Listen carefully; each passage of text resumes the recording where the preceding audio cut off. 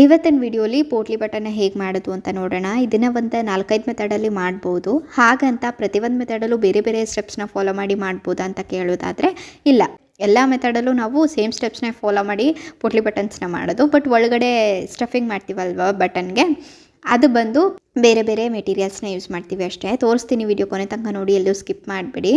ಕಾಮನಾಗಿ ಎಲ್ಲರೂ ಪೋಟ್ಲಿ ಬಟನ್ನ ಮಾಡೋದು ಥರ್ಮೋಕೋಲ್ ಬಾಲ್, ಆಯಿತಾ? ಇದನ್ನೇ ಯೂಸ್ ಮಾಡ್ಕೊಂಡು ಮಾಡ್ತಾರೆ. ಇದು ಬಂದು ಬುಕ್ ಸ್ಟೋರಲ್ಲಿ ಸಿಗುತ್ತೆ. ಅದನ್ನು ತೊಗೊಂಡು ನಾವು ಮಾಡ್ತೀವಿ ಅಂದರೆ ಸ್ವಲ್ಪ ಅಮೌಂಟ್ ಇನ್ವೆಸ್ಟ್ ಮಾಡಬೇಕಾಗತ್ತೆ. ಆದರೆ ಝೀರೋ ಇನ್ವೆಸ್ಟ್ಮೆಂಟಲ್ಲಿ ನಾವು ಪೋಟ್ಲಿ ಬಟನ್ನ ಮಾಡಬೇಕು ಅಂದರೆ ವೇಸ್ಟ್ ಬಟ್ಟೆನ ಯೂಸ್ ಮಾಡಿಕೊಂಡು ಕೂಡ ಮಾಡ್ಬೋದು. ಯಾವ ರೀತಿ ಮಾಡೋದು ಅಂತ ನೋಡೋಣ. ಫಸ್ಟ್ ನಾನಿಲ್ಲಿ ಬ್ಲೌಸ್ ಕಟ್ ಮಾಡಿ ಮಿಕ್ಕಿರೋ ಬಟ್ಟೆನ ತೊಗೊಂಡಿದ್ದೀನಿ. ಆಲ್ರೆಡಿ ಇಲ್ಲಿ ನಾನು ಪೋಟ್ಲಿ ಬಟನ್ಸ್ನ ಮಾಡಿದ್ದರಿಂದ ಸ್ವಲ್ಪ ಅಲ್ಲಲ್ಲಿ ಗ್ಯಾಪ್ ಆಗಿದೆ. ಕೆಲವರು ಇಷ್ಟು ಇಂಚ್ ಬಟ್ಟೆ ಅಂತ ಅಂದ್ಬಿಟ್ಟು ಫಸ್ಟೇ ಕಟ್ ಮಾಡ್ಕೊತಾರೆ. ಅಂದರೆ 2 ಇಂಚು 3 ಇಂಚು ಈ ರೀತಿ ಲೆಂತ್ ವಿಡ್ತ್ ಎರಡನ್ನೂ ಸೇಮ್ ಮೆಷರ್ಮೆಂಟಲ್ಲಿ ಕಟ್ ಮಾಡಿಕೊಂಡು ಅದರಲ್ಲಿ ಪೋಟ್ಲಿ ಬಟನ್ಸ್ನ ಮಾಡ್ತಾರೆ. ಅದೇನು ಕಟ್ ಮಾಡ್ಕೊಂಡು ಕೂತ್ಕೊಳ್ಳೋ ಅವಶ್ಯಕತೆ ಇಲ್ಲ. ಬಟ್ಟೆ ಏನು ಮಿಕ್ಕಿರುತ್ತೆ ಅದನ್ನು ತೊಗೊಂಡು ಡೈರೆಕ್ಟಾಗಿ ನಾವು ಪೋಟ್ಲಿ ಬಟನ್ಸ್ನ ಮಾಡ್ಕೊಂಡು ಕಟ್ ಮಾಡ್ಕೊಂಡು ಬರ್ಬೋದು. ಇದಕ್ಕೆ ಫಸ್ಟ್ ಮೆಥಡ್ ವೇಸ್ಟ್ ಕ್ಲಾತ್ನ ಯೂಸ್ ಮಾಡಿ ಮಾಡೋದು ಅಂತ ಹೇಳಿದ್ನಲ್ಲ, ಅದನ್ನು ಫಸ್ಟ್ ತೋರಿಸ್ತೀನಿ ನೋಡಿ. ಈ ರೀತಿ ವೇಸ್ಟ್ ಬಟ್ಟೆನ ತೊಗೊಂಡು ಸಣ್ಣದಾಗಿ ಕಟ್ ಮಾಡ್ಕೊಳ್ಳಿ. ಕಟ್ ಮಾಡಿಕೊಂಡು ಎಷ್ಟು ಬೇಕೋ ಅಷ್ಟನ್ನು ತೊಗೊಂಡು ಚೆನ್ನಾಗಿ ರೋಲ್ ಮಾಡ್ಕೊಳ್ಳಿ. ರೋಲ್ ಮಾಡಿಕೊಂಡು ಬಟ್ಟೆ ಏನು ತೊಗೊಂಡಿದ್ವಿ ಅದ್ರ ಒಳಗಡೆ ಮಧ್ಯಕ್ಕೆ ಸೇರಿಸ್ಬಿಟ್ಟು ಬಟ್ಟೆನ ನೀಟಾಗಿ ಕವರ್ ಮಾಡ್ಕೊಳ್ಳಿ, ಆಯಿತಾ? ಪೋಟ್ಲಿ ಬಟನ್ಗೆ ನಾವು ಇವಾಗ ನೀಟಾಗಿ ಶೇಪ್ ಕೊಡಬೇಕು. ಅದು ರೌಂಡಾಗಿ ಸ್ವಲ್ಪ ಗಟ್ಟಿಯಾಗಿ ಕೂತ್ಕೋಬೇಕು. ನಾವು ಮಾಡಿರೋ ಸ್ಟಫಿಂಗು ಲೂಸ್ ಇದ್ದರೆ ಶೇಪ್ ಹೊರಟೋಗ್ಬಿಡುತ್ತೆ. ಸ್ವಲ್ಪ ಗಟ್ಟಿಯಾಗಿ ಕೂತ್ಕೊಳ್ಳೋ ಥರ ನೀಟಾಗಿ ಎಲ್ಲನೂ ಒಳಗಡೆ ಸೇರಿಸ್ಬಿಟ್ಟು ರೋಲ್ ಮಾಡಿ ಪೋಟ್ಲಿ ಬಟನ್ ಕೆಳಗಡೆ ನೋಡಿ, ಇಲ್ಲಿ ರಿಂಕಲ್ಸು ಜಾಸ್ತಿ ಬರಬಾರ್ದು, ನಿರ್ಗೆಗಳು. ಅದನ್ನು ಅವಾಯ್ಡ್ ಮಾಡಬೇಕು ಅಂದರೆ ಮೇಲ್ಗಡೆ ಬೆರಳಲ್ಲಿ ಫಸ್ಟು ಪೋಟ್ಲಿ ಬಟನ್ನ ನಾವು ಸ್ಟಫಿಂಗ್ ಏನು ಮಾಡಿರ್ತೀವಿ ಅದನ್ನು ನೀಟಾಗಿ ಹಿಡ್ಕೊಂಡು ಕೆಳಗಡೆ ಬಟನ್ನ ನೀಟಾಗಿ ಸೆಟ್ ಮಾಡ್ಕೊಳ್ಳಿ. ನೆರಿಗೆಗಳು ಜಾಸ್ತಿ ಕಾಣದೇ ಇರೋಕ್ಕೆ ಎಷ್ಟು ಸಾಧ್ಯನೋ ಅಷ್ಟು ನೀಟಾಗಿ ಸೆಟ್ ಮಾಡಿಕೊಂಡು ಆಮೇಲೆ ಗಂಟನ್ನ ಹಾಕಬೇಕಾಗುತ್ತೆ ನಾವು. ಇಲ್ಲಿ ನೋಡಿ, ಯಾವ ಕಡೆ ಜಾಸ್ತಿ ನಿಮಗೆ ನೆರಿಗೆಗಳು ಜಾಸ್ತಿ ಕಾಣ್ತಿದೆ ಅಂತ ಅನಿಸುತ್ತೆ ಅದನ್ನೆಲ್ಲ ನೀಟಾಗಿ ಸುತ್ತ ನೋಡಿಕೊಂಡು ಬಟ್ಟೆನ ಸೆಟ್ ಮಾಡ್ಕೊತ ಬಂದು ಈಗ ನಾವು ಸೇಮ್ ಕಲರ್ ಥ್ರೆಡ್ನ ತೊಗೊಂಡು ಗಂಟು ಹಾಕಬೇಕಾಗತ್ತೆ. ಫಸ್ಟು ಒಂದು 4-5 ಸಲ ಸುತ್ತಬಿಡಿ. 4-5 ಸಲ ಸುತ್ತಬಿಟ್ಟು ಅದಾದಮೇಲೆ ನಾವು ಹೂವು ಕಟ್ತೀವಲ್ವ, ಆ ಥರ ಸೇಮ್ ಅದೇ ಥರ ಗಂಟು ಹಾಕೊತ ಬರೋದು ಅಷ್ಟೇ. ಒಂದು 5-6 ಗಂಟು ಆ ಥರ ಹಾಕಿ. ಕಾಮನಾಗಿ ಹೂವು ಕಟ್ತೀರಾ ಅಂತಂದರೆ ನಿಮಗೆ ಗೊತ್ತಿರುತ್ತೆ ಯಾವ ರೀತಿ ಲಾಕ್ ಮಾಡ್ಕೋಬೇಕು ಅಂತ ಅಂದ್ಬಿಟ್ಟು. ಅದೇ ನೀವೇನಾದರೂ ಹೂವನ್ನೇ ಕಟ್ಟಲ್ಲ, ನನಗೆ ಹೂವು ಕಟ್ಟೋದೇ ಗೊತ್ತಿಲ್ಲ ಅನ್ನೋದಾದರೆ ನಾನು ಸ್ವಲ್ಪ ನಿಧಾನವಾಗಿ ತೋರಿಸ್ತೀನಿ ನೋಡಿ.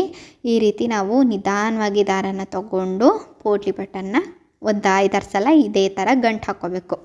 ಗಂಟು ಹಾಕ್ಕೊಂಡಾದಮೇಲೆ ನಾವು ಬಟ್ಟೆನ ಸ್ವಲ್ಪ ಲೆಂತಿ ಅನ್ನೋ ಥರನೇ ಕಟ್ ಮಾಡ್ಕೊಳ್ಳೋಣ, ಆಯಿತಾ? ನಾವು ಸ್ಟಿಚ್ ಮಾಡ್ಬೇಕಾದ್ರೆ ಕಷ್ಟ ಆಗಬಾರ್ದು ನಮಗೆ, ಅದಕ್ಕೆ ಸ್ವಲ್ಪ ಜಾಸ್ತಿ ಬಟ್ಟೆನ ಬಿಟ್ಕೊಂಡು ಕಟ್ ಮಾಡ್ಕೋಬೇಕು.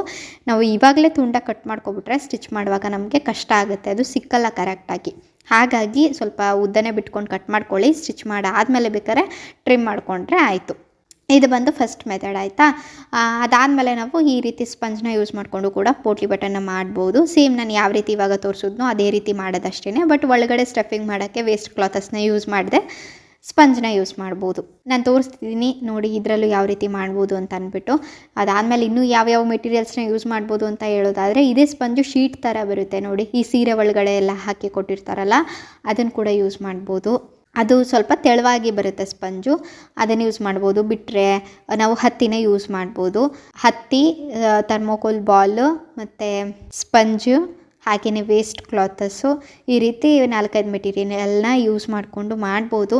ಅದೇ ನಿಮಗೆ ಝೀರೋ ಇನ್ವೆಸ್ಟ್ಮೆಂಟಾಗಿ ಮಾಡಬೇಕು ಅಂತಂದರೆ ಆರಾಮಾಗಿ ವೇಸ್ಟ್ ಕ್ಲಾತಸ್ಸಲ್ಲಿ ಮಾಡ್ಕೊಳ್ಳಿ. ಇದಕ್ಕೆ ನಾವು ಯಾವುದೇ ರೀತಿಯಾದ ಅಮೌಂಟ್ ಕೂಡ ಇನ್ವೆಸ್ಟ್ ಮಾಡೋ ಹಾಗಿಲ್ಲ. ಮತ್ತು ಇದಕ್ಕೆ ಎಲ್ಲರ ಮನೇಲೂ ಇದ್ದೇ ಇರುತ್ತೆ ವೇಸ್ಟ್ ಕ್ಲಾತಸ್ಸು, ಯಾರ ಮನೇಲೂ ಇಲ್ಲ ಅಂತ ಹೇಳೋ ಅಷ್ಟೇ ಇಲ್ಲ. ನೀವು ಬಟ್ಟೆನೇ ಸ್ಟಿಚ್ ಮಾಡ್ತೀರಾ ಅಂದರೆ ವೇಸ್ಟ್ ಕ್ಲಾತಸ್ ಇದ್ದೇ ಇರುತ್ತೆ. ಅದನ್ನೇ ಸಣ್ಣದಾಗಿ ಟ್ರಿಮ್ ಮಾಡಿಕೊಂಡು ಆರಾಮಾಗಿ ಮಾಡ್ಕೋಬೋದು. ಇಷ್ಟೇ ಇವತ್ತಿನ ವಿಡಿಯೋ. ಅರ್ಥ ಆಗಿದೆ ಅಂತ ಅನ್ಕೋತೀನಿ. ಅರ್ಥ ಆಗಿಲ್ಲ ಅಂತಂದರೆ ವಿಡಿಯೋನ ರಿವರ್ಸ್ ಇನ್ನೊಂದು ಸಲ ಹಾಕ್ಕೊಂಡು ಮತ್ತೆ ನೋಡಿ. 1-2 ಸಲ ನೋಡಿದಾಗ ನಿಮಗೆ ಗೊತ್ತಾಗುತ್ತೆ ಯಾವ ರೀತಿ ಲಾಕ್ ಮಾಡೋದು ಅಂತೆಲ್ಲ ಅಷ್ಟೇ. ಫಿನಿಶಿಂಗ್ ನೀಟಾಗಿ ಬರಬೇಕು ಅಂದರೆ ನೆರಿಗೆಗಳು ಜಾಸ್ತಿ ಬರದೇ ಇರೋ ಥರ ನೋಡ್ಕೊಳ್ಳಿ. ಓಕೆ, ಇವತ್ತಿನ ವಿಡಿಯೋ ಇಷ್ಟ ಆಗಿದ್ರೆ ಒಂದು ಲೈಕ್ ಮಾಡಿ. ಹಾಗೆ ನಿಮ್ಮ ಫ್ರೆಂಡ್ಸ್ ಫ್ಯಾಮಿಲಿ ಜೊತೆ ವಿಡಿಯೋನ ಶೇರ್ ಮಾಡಿ. ಶೇರ್ ಮಾಡಿದಷ್ಟು ಯೂಟ್ಯೂಬು ರೆಕಮೆಂಡೇಷನ್ಸ್ನ ಜಾಸ್ತಿ ಮಾಡಿದ್ರೆ ಇದರಿಂದ ನನಗೂ ಹೆಲ್ಪ್ ಆಗುತ್ತೆ.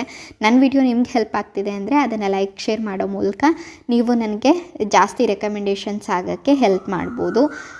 ನನ್ನ ಚಾನಲ್ಗೆ ಸಬ್ಸ್ಕ್ರೈಬ್ ಮಾಡ್ಕೊಳ್ಳಿ. ಇದೇ ಥರ ಯೂಸ್ಫುಲ್ ಕಂಟೆಂಟ್ ಇರೋ ಟೈಲರಿಂಗ್ ವೀಡಿಯೋಸ್ನ ಹಾಕ್ತಾ ಇರ್ತೀನಿ. ಮತ್ತೆ ಸಿಗ್ತೀನಿ ಮುಂದಿನ ವಿಡಿಯೋಲಿ. ಅಲ್ಲಿವರೆಗೂ ಟೇಕ್ ಕೇರ್ ಮತ್ತು ಥ್ಯಾಂಕ್ಸ್ ಫಾರ್ ವಾಚಿಂಗ್.